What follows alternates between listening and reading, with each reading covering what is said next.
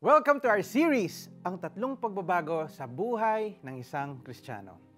Kahapon, we learned that the spirit of a person who receives Jesus as Savior is instantly changed.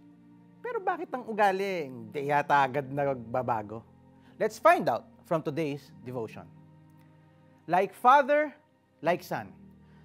Kahawig na kahawig ng batang si Nate, ang daddy niyang si Nathan, o di ba?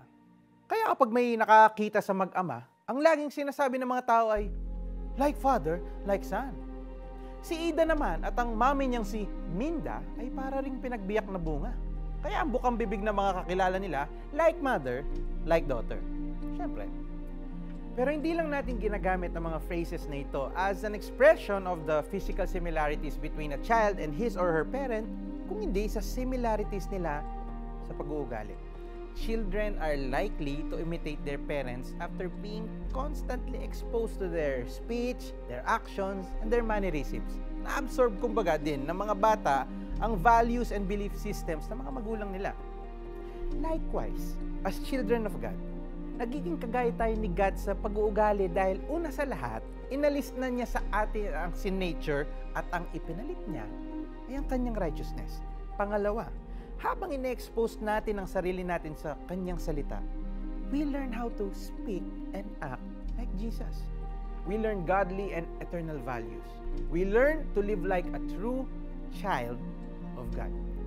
The Spirit of God changes us into the same image of God from glory to glory. So when we first believed in Christ, instantly binago ng Diyos ang ating spirit. Habang pinapakinggan naman natin at sinusunod ang salita ng Diyos, dahan-dahang nababago ang pag-uugali natin. And as we submit and obey God, tsak, nang mapapansin po ng mga tao, Christian ka nga talaga. Pray po tayo. Thank you, Holy Spirit, for enabling me to follow God. Salamat na pinapaunawa ninyo sa akin ang salita ng Diyos para maipamuhay ko ito. At sa pamamagitan ninyo, patuloy akong nababago at nagiging kamukha ng Diyos. In Jesus' name, Amen.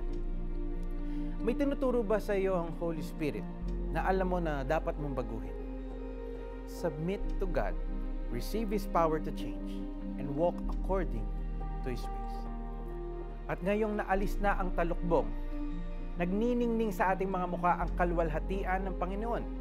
At ang kalwalhatiang iyan na nagmumula sa Panginoon na siyang Espiritu ang siyang magbabago sa atin mula sa isang antas ng kalwalhatian hanggang tayo'y maging kalarawan niya. 2 Corinthians 3:18. Anyone who is in Christ is bound to experience change sa kanyang isip, sa salita, sa gawa habang sumusunod siya sa Panginoon. Kaya patuloy po tayong makinig sa salita ng Diyos at sumunod sa Holy Spirit para tuloy-tuloy po tayong nagbabago. Magkita-kita po tayo bukas para sa third and last part ng ating series na ang tatlong pagbabago sa buhay ng isang Kristiyano.